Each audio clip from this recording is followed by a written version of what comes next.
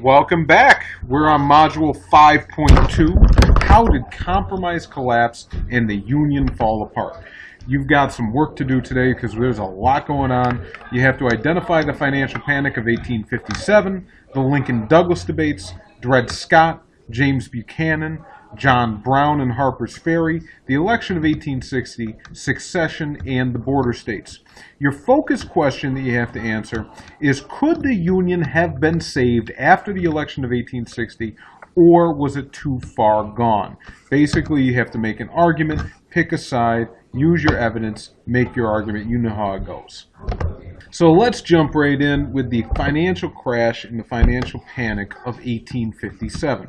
So, if things weren't bad enough by the late 1850s, if there weren't already a civil war going in Kansas, if the Supreme Court hadn't dropped the ball with Dred Scott, to make matters worse, there's going to be a financial panic.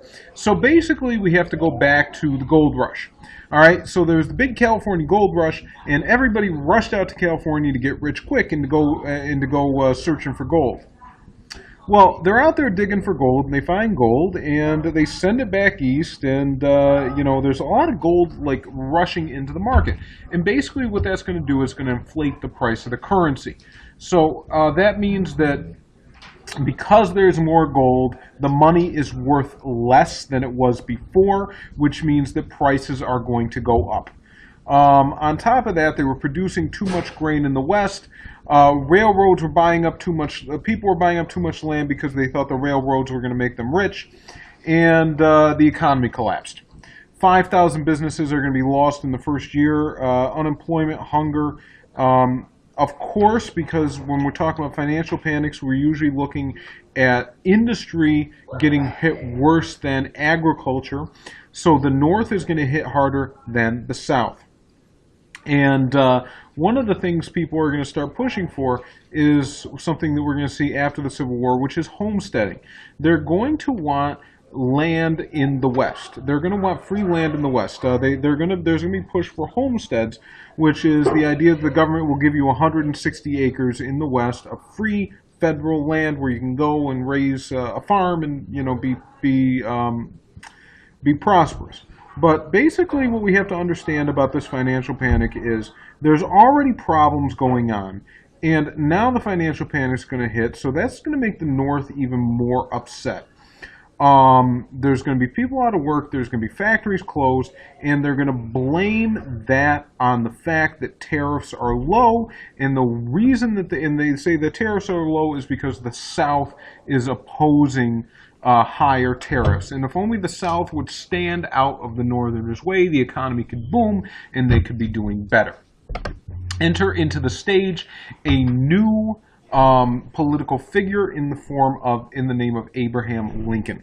Abraham Lincoln is from Illinois, which is a frontier state.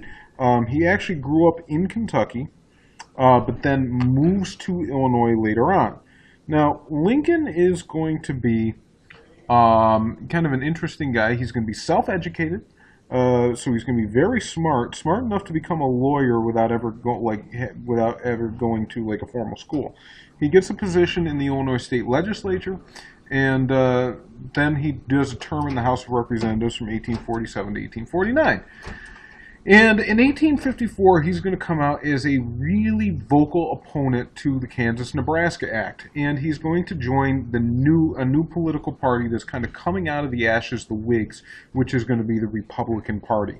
The Republican Party is not the Whigs. The Whigs were basically a political party of northern interest, but they stayed clear of the slavery debate. The Free Soilers actually broke off from the Whigs because they felt the Whigs didn't go far enough. The Republicans are going to come out as an anti-slave party. So Lincoln is going to join the Republican Party and kind of cast his lot with the anti-slave crowd. And he's going to really come to fame in 1858 when he's running for a vacant Senate seat from Illinois. And he's running against the Democrat Stephen Douglas. Now, Stephen Douglas is going to be this rising political figure within the Democratic Party, and a lot of people think it's only a matter of time until Douglas goes, in a sense, to the presidency. and he's going to be challenging Douglas on a series of debates.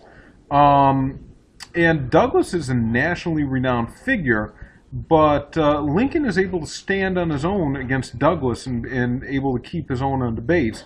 And that's really going to get the attention of a lot of people out there, because everybody's looking at Douglas as Douglas is going to win this seat no problem. And then here's this political upstart with only a little bit of experience, and he's all of a sudden making Douglas look like a chump. So the Freeport Doctrine, Freeport, Illinois, was one of the campaign stops, and they were having this debate. And they're talking about popular sovereignty. And with popular sovereignty, the idea that these territories could vote free or slave, whether or not a state comes in out of the Mexican Cession, whether it be a free state or a slave state. So basically, Lincoln is really pushing Douglas on this idea of popular sovereignty. And basically he said, now if the people of a territory vote slavery down, but the Supreme Court in Dred Scott said that they could not, which do you support, the court or the people? And basically he cornered Douglas on it and making him choose between, what the people said versus the Supreme Court. And Douglas issued the Freeport Doctrine, saying that if the people voted it out, then it was out. So basically he's cornered Douglas and got Douglas to go against the Supreme Court. And that's going to be kind of a real big blow for Douglas, and it's going to be a real big victory for Lincoln, because he's able to show the fissures in the Democratic Party and able to show how all the Democratic Party isn't even thinking alike on the issue of slavery. Now, the aftermath of the Lincoln-Douglas debates, because state legislatures chose senators in that time and not the people, Lincoln is going to lose the senatorial election of 1858. But they're going to make a name for Lincoln. And that is going to put him as the front runner on the Republican ticket for the 1860 presidential race. And Douglas is going to be hurt by this because he's sticking to popular sovereignty, and he throws the Supreme Court under the bus. So basically this is setting the stage for the election of 1860, the presidential election of 1860, which is where these two are going to square off again. Now, enter into the fray John Brown and the raid on Harper's Ferry. John Brown is a radical figure. He is somebody that does not like slavery and is going to fight like hell to make sure that we put it down.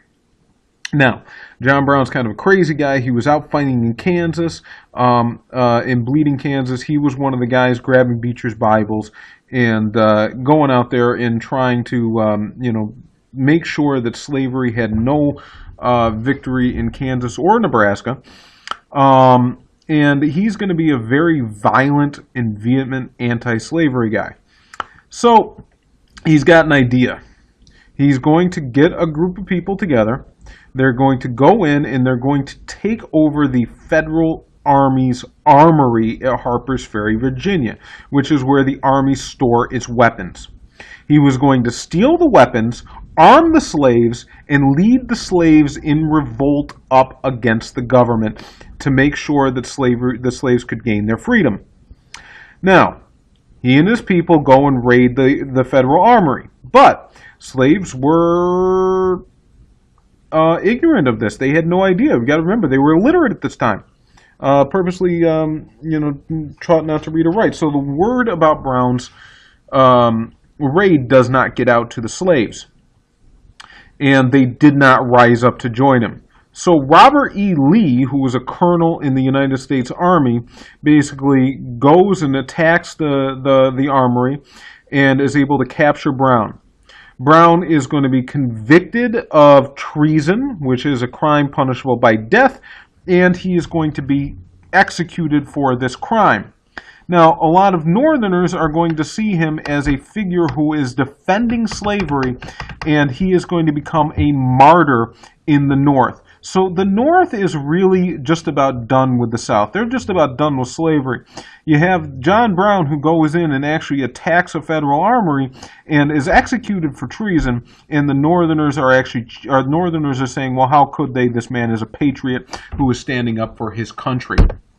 So we see the divide between the North and the South kind of coming up, and the Democratic Party couldn't even get their stuff together in anticipation of the election of 1860. Basically, it's getting down to the wire here because the South feels like they've already lost Congress, because with popular sovereignty, they can't, it's not working for them the way they wanted to, so they don't have as many states to control the Senate as they want. They've got the Supreme Court with that, but they're really afraid that if they lose the presidency to a political party that is going to be anti-slave, that there is just no keeping slavery.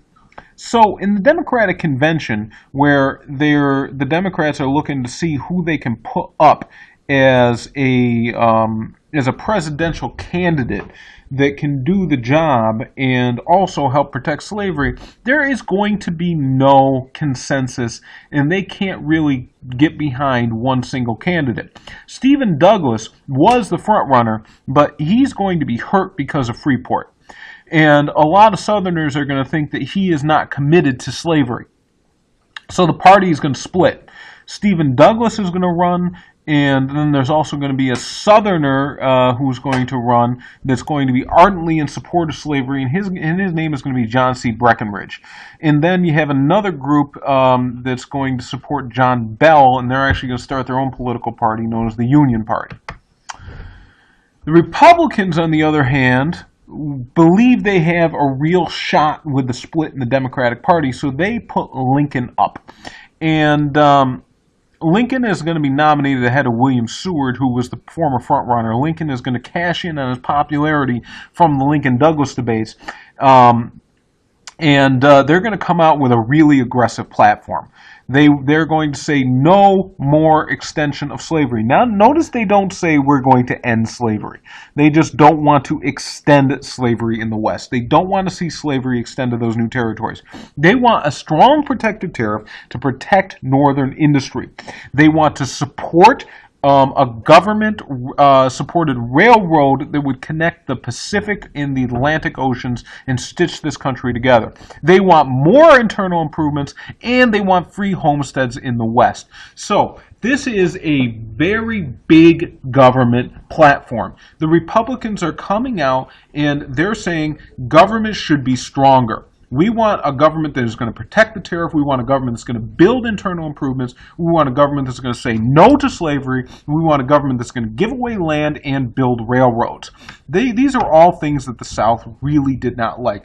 But more importantly, the South is going to see this as an open attack against slavery.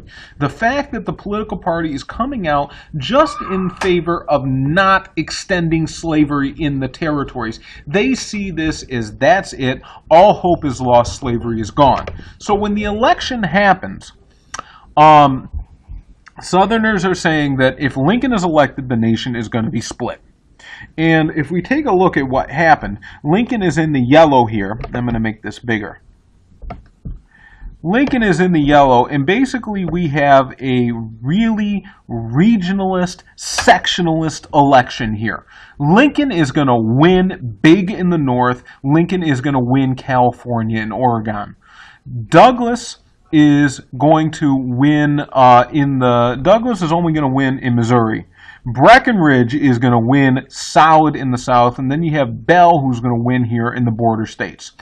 So Abraham Lincoln is going to win this election with the North, basically, only. Okay? This is going to be his election, and he's going to win only with the North. Now, he won with a minority of the popular vote, but because the Democratic Party split, he is able to win the Electoral College and go on to win the election. The North is going to be the only one that's going to elect him. The South is going to feel betrayed. The South is going to feel like that's it. The attack on slavery has begun. There is nothing more that we can do. So with the election of Lincoln, You have Southerners seeing that the fight over slavery is effectively over. They have lost. South Carolina calls a convention meeting in December of 1860 when James Buchanan is still technically the president, because it wasn't until March at that time when the new president was sworn in. And South Carolina, the ones that tried to nullify a law back in 1832, vote to secede from the Union. Basically, they are going to leave the United States of America. They are going to declare their independence, and they are a free country separated from America. 6 more states then follow: Alabama, Mississippi, Florida, Georgia, Louisiana, and Texas.